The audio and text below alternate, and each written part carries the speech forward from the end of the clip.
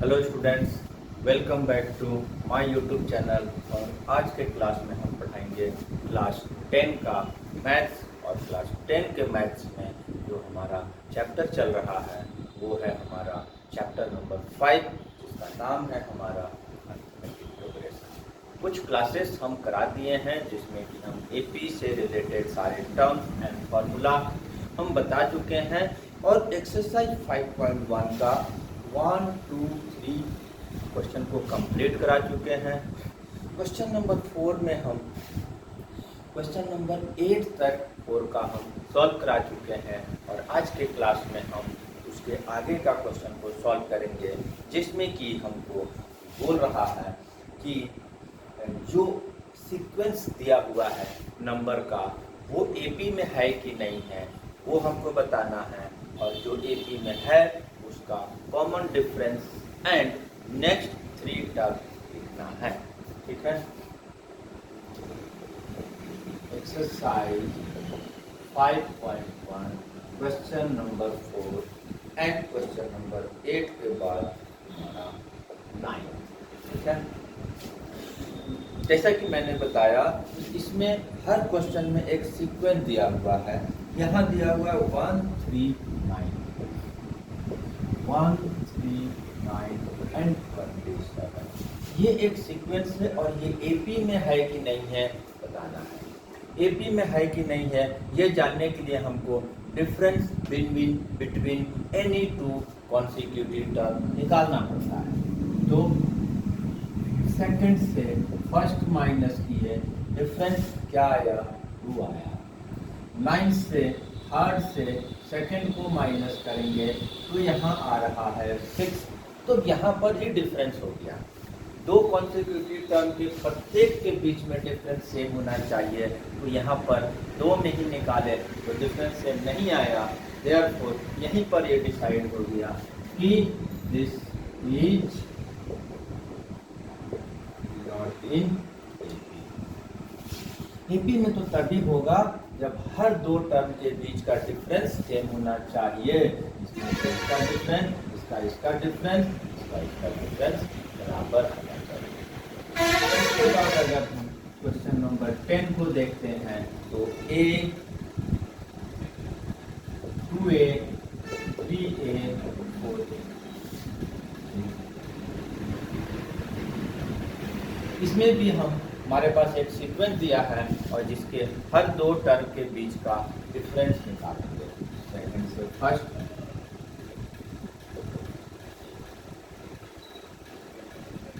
Third से second, fourth से third.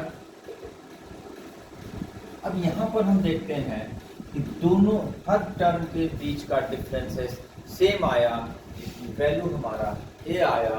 That means this is, यानी कि इसका मतलब भैया therefore दिस इज इन। अब इसके बाद जब एपी में है तो इसके बाद एक और इसमें क्वेश्चन पूछ रहा है कॉमन डिफरेंस पता करें और नेक्स्ट 3 टर्म भी बताएं। तो इसके लिए हमको क्या करना होगा? Common difference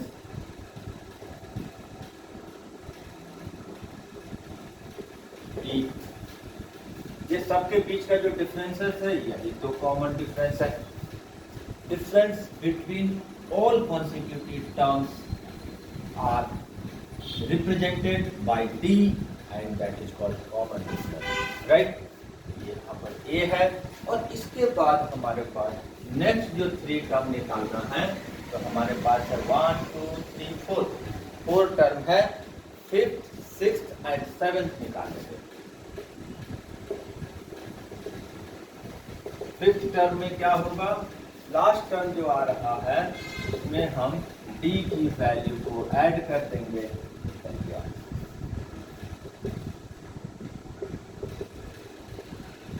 6th term a 5a plus 6, फिर लास्ट आया हमारा 5 है।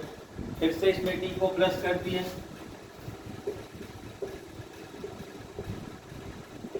7th टर्म 7a हो गया, राइट। अब इसके बाद हमारे पास एक 11 नंबर क्वेश्चन है। अब देखते हैं इसमें क्या है। इसमें हमारे पास फिर से इस बार दिया हुआ है a square, a cube and a four.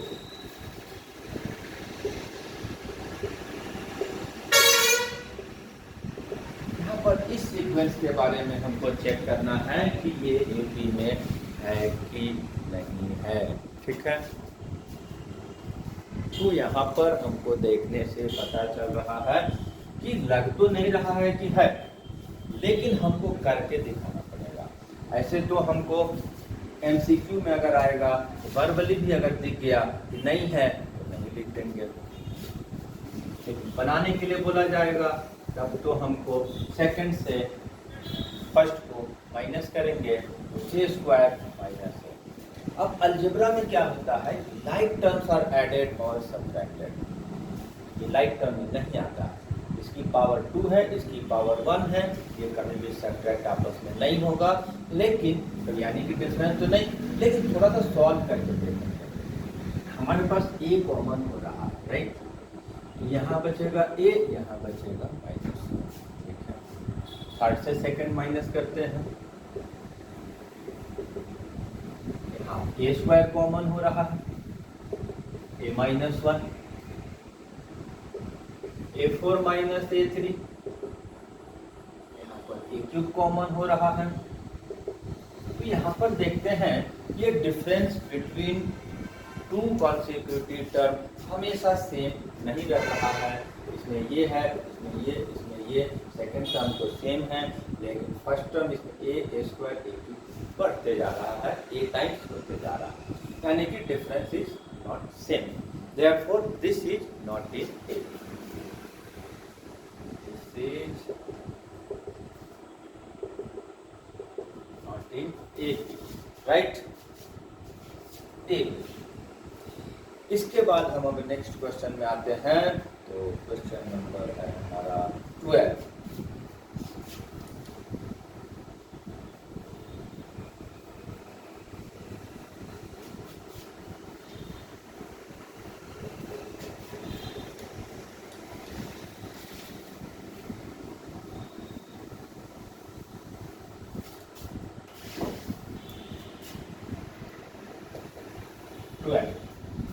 Twelve में हमारे पास क्या सीक्वेंस है, √2, √8, √18, √2, √8, √18 एंड √132, राइट। अब यहाँ पर स्क्वायर रूट के अंदर में हम इसलिए प्रत्येक क्वेश्चन को बना दे रहे हैं क्योंकि हर क्वेश्चन का जो मैथमेटिकल ऑपरेशन है थोड़ा थोड़ा अलग है। किसी में अलजेब्रा के अनुसार है, किसी में इरेशनल नंबर है, ये भी इरेशनल नंबर का फॉर्मेट है। तो इसको भी हम माइनस करने के लिए सिखा देंगे, बनाते हुए सिखाएंगे, तो ये सीख जाएगा।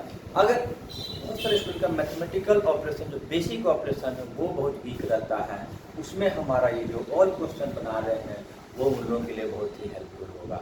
और जो मैथमेटिकल ऑपरेशन जानते हैं उनको तो 5 क्वेश्चन बताएंगे, 15 क्वेश्चन सॉल्व कर लेंगे, वो अलग बात होता है। तो यहाँ पर अगर हम डिफरेंस निकाल रहे हैं तो सेकंड में से फर्स्ट। अब यहाँ पर क्या है कि यहाँ भी वही होता है कि लाइक टर्म्स आर एडेड और सब्ट्रैक्टेड।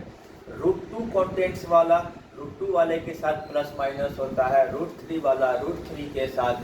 तो यहाँ तो देखने में लग रहा है ये तो √8 है, ये √2 है, ये भी सब्ट्रैक्ट नहीं होगा, यानी कि ये एपी में नहीं होगा।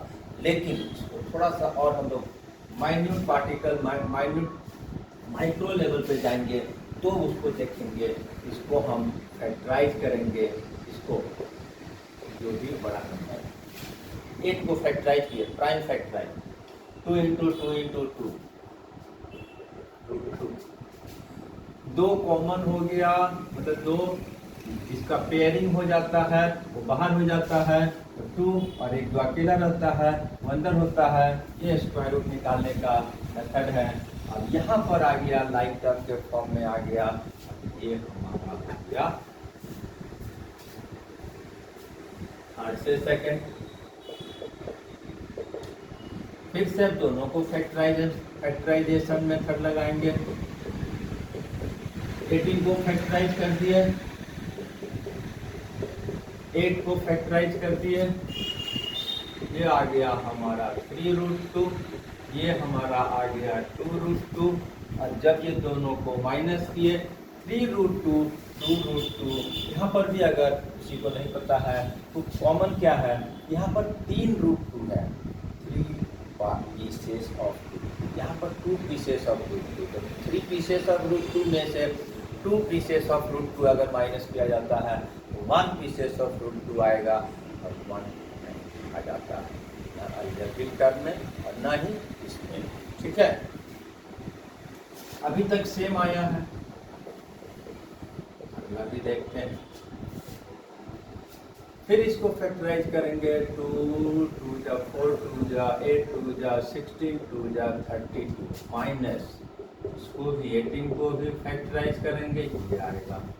इसमें 2 बार पेयरिंग हो रहा है तो 2 बाहर होगा, 2 टाइम 2 बाहर होगा, 1√2 अंदर रहेगा बैक में, और इधर 3√2 जाएगा, तो यहाँ हो गया हमारा 4√2, यहाँ हो गया 3√2, और जब ये माइनस हुआ फिर उसी की तरह से 1√2 बचा और 1√2 के बजाय उनके √2 लिखा जाएगा। ठीक है, यहाँ पर भी देखते हैं ये हमारा बराबर आ गया। ठीक है, तो ये भी हमारा APF है, दिस इज इन राइट। अब इसके बाद क्या करना है कि नेक्स्ट टर्म 3 टर्म, उससे पहले हमको कॉमन डिफरेंस लिखना होगा। Common difference D equal to √2 आया, सब में डिफरेंस हमारा √2 आया है, तो ये हमारा कॉमन डिफरेंस हो गया। अगला में जोड़ते जाएंगे, बनाते जाएंगे। फिफ्थ टर्म √32, फिर यहाँ पर भी वही समस्या आएगा कि सेम पैटर्न में होगा तभी ऐड होगा है। अब 32 को हम फिर से फैक्टराइज करेंगे, यही आएगा, दोनों 2 कॉमन हो गया, बाहर आ गया, एक √2 अंदर रह गया, ये √2 आ गया, ये हमारा 4√2 हुआ, 5√2 हो गया। अब 5√2 क्योंकि हमको उस रूप में लिखा हुआ है, हम भी उसको उसी रूप में लिख देंगे। तो जब ये 5 अंदर जाएगा ये 2 बार मल्टीप्लाई होगा, क्योंकि रूल्स क्या है, 2 अंदर रहता है तो 1 बाहर आता है, तो एक अंदर, एक बाहर को जो अंदर भेजेंगे तो 2 टाइम मल्टीप्लाई होगा। ये 50 हो गया, ये हो गया 5th टर्म। अब 6th टर्म, ठीक है।